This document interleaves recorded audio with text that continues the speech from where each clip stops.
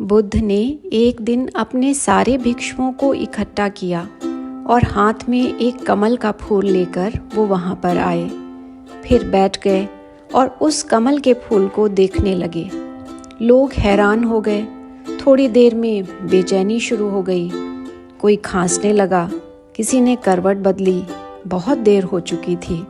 वो चुप क्यों बैठे हैं? बोले बोले बोले। फिर आखिर आधा घंटा बीत गया। बेचैनी और बढ़ गई। किसी ने खड़े होकर कह ही दिया, आप क्या कर रहे हैं? हम आपको सुनने आए हैं, आप बोलते क्यों नहीं? बुद्ध ने उत्तर दिया, मैं बोल रहा हूँ, सुनो। लेकिन लोगों ने कहा, आप कुछ नहीं बोल रहे, हम सुने भी तो क्या सुने? तभी एक भिक्षु जिसका नाम था महाकश्यप, वो हंस पड़ा।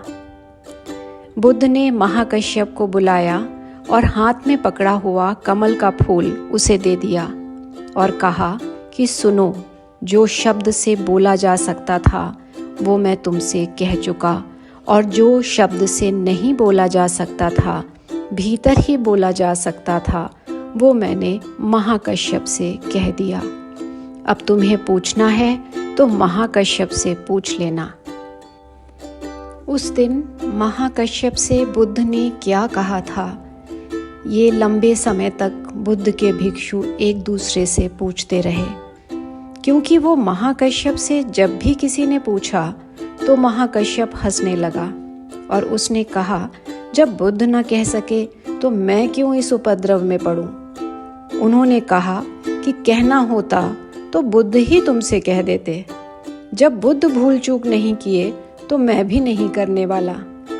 फिर महाकश्यप ने किसी और को मौन से कहा और फिर उस आदमी ने भी किसी से नहीं कहा, और ऐसे ही 6 आदमियों की परंपरा है।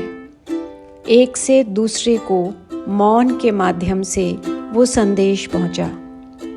और छठा आदमी था बोधिधर्म। बोधिधर्म ने पहली बार उस बात को कहा। इस बीच कोई 900 वर्ष बीत चुके थे। बोधिधर्म ने पहली बार वो कहा जो बुद्ध ने महाकश्यप से कहा था। और उसने भी क्यों कहा? क्योंकि जब बोधिधर्म ने चीन में पहली बार जाकर कहा कि अब मैं वो कहता हूँ जो बुद्ध ने महाकश्यप से कहा था, तो लोगों ने पूछा, अब तक किसी ने नहीं कहा, तुम क्यों कहते हो?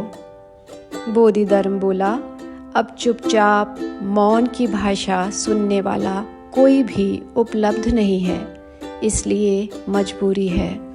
मैं मरने के करीब हूँ, वो बात खो ही जाएगी जो बुद्ध ने महाकश्यप से कही थी। इसलिए जितनी भी गलत सही मुझसे बन सकती है, मैं कह देता हूँ।